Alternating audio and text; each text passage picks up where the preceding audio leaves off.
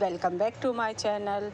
इस साल होली के त्यौहार को लेकर लोगों के मन में काफ़ी उलझन बनी हुई है, क्योंकि 2026 में चंद्र ग्रहण और भद्रा का एक दुर्लभ संयोग बन रहा है। ज्योतिष गणनाओं के अनुसार इस बार फाल्गुन पूर्णिमा की तिथि कुछ ऐसी पड़ रही है कि होलिका दहन और रंगों वाली होली की तारीखों में बदलाव किया जाएगा। वहीं इस बार रंगों का यह उत्सव थोड़ा पहले यानी 4 मार्च को मनाया जाएगा। पंचांग के अनुसार पूर्णिमा तिथि 2 मार्च की शाम से शुरू होकर 3 मार्च की शाम तक रहेगी, लेकिन ग्रहण और भद्रा के कारण इस बार होली खेलने के लिए कुछ फेरबदल किया गया। इस फेरबदल का सबसे बड़ा कारण 3 मार्च को लगने वाला चंद्र ग्रहण है, जो कि यह शाम लगभग 5:50 से शुरू होकर 6:47 तक रहेगा, जिसमें चंद्रमा का रंग तांबे जैसा लाल यानी ब्लड मून की तरह दिखाई देगा। धार्मिक मान्यताओं के मुताबिक ग्रहण से 9 घंटे पहले ही सूतक काल लग जाता है, जो कि 3 मार्च की सुबह 9 बजे से प्रभावी होगा। सूतक काल में किसी भी प्रकार के मांगलिक कार्य या उत्सव मनाना वर्जित है, इसीलिए विद्वानों का मानना है कि इस दिन रंग खेलना शास्त्र सम्मत नहीं। इस दौरान केवल ईश्वर का भजन और ध्यान करना उत्तम माना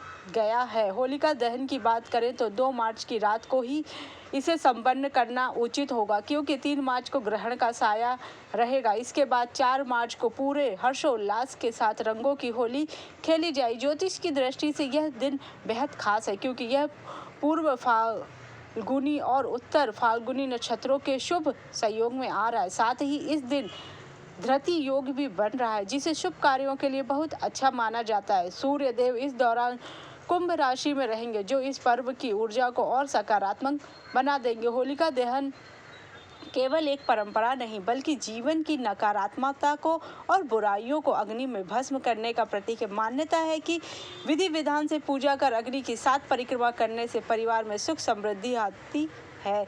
दहन के बाद भुने हुए चने या गेहूं की बालियों को प्रसाद के रूप में ग्रहण करना स्वास्थ्य और सौभाग्य का प्रतीक माना जाता है। तो इस बार आप भी अपनी होली की योजना 4 मार्च के हिसाब से बनाएं, ताकि ग्रहण के दोष से बचते हुए पूरी आस्था और खुशी के साथ इस पर्व को आप मना सकें। ऐसे में होली जो है, जबकि चंद्र ग्रहण लग रहा है, उस समय हमें क्या करना चाहिए, क्या नहीं करना चाहिए, चलिए जानते हैं। ग्रहण शुरू होगा दोपहर 3:20 से। खग्रास अवस्था शुरू होगी शाम 4:34 से। ग्रहण का मध्यम शाम 5:33 से होगा।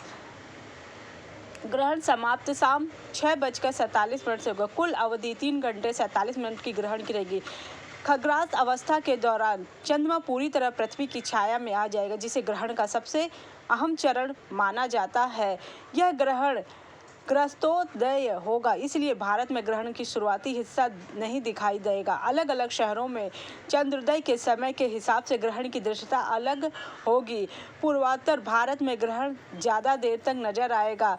ईटानगर में चंद्रोदय शाम 5:07 पर होगा और वहां लोग करीब 1 घंटे 40 मिनट तक चंद्र ग्रहण देख सकते हैं। कोलकाता में चंद्र ग्रहण 5:32 तक लगेगा, जहां चंद्र ग्रहण लगभग 1 घंटा 15 मिनट तक दिखाई देगा। पटना में चंद्र ग्रहण 5:44 से और करीब 1 घंटा 3 मिनट तक रहेगा। लखनऊ में चंद्र ग्रहण शाम 6:02 से ऐसे में लगभग 45 मिनट तक दिखाई देगा। राजधानी दिल्ली में चंद्र ग्रहण शाम 6:22 से होगा और ग्रहण का समापन 6:47 को होगा, जो कि 25 मिनट तक चंद्र ग्रहण यहाँ दिखाई देगा। इस तरह अलग अलग शहरों में चंद्र ग्रहण अलग अलग टाइम पे दिखाई देगा। इसकी गणना इस हिसाब से है कि जिस शहर में जिस समय चंद्र देव प्रकट होंगे, उस हिसाब से उस शहर में चंद्र ग्रहण लगेगा। जैसे कि बेंगलुरु में चंद्रोदय 6:28 से होगा, इसलिए यहाँ चंद्र ग्रहण सिर्फ 19 मिनट तक दिखाई देगा। मुंबई में चंद्र दर्शन सबसे देर शाम 6:42 पर होगा, ऐसे में यहाँ करीब 5 मिनट तक ही चंद्र ग्रहण का प्रभाव रहेगा। सूतक की मान्यता, धार्मिक मान्यताओं के अनुसार चंद्र ग्रहण का सूतक काल 9 घंटे पहले लग जाता है। इस दौरान गर्भवती महिलाओं को परहेज करना चाहिए। मंदिरों के पट बंद हो जाते हैं और मांगलिक कार्य इस दौरान नहीं होता है।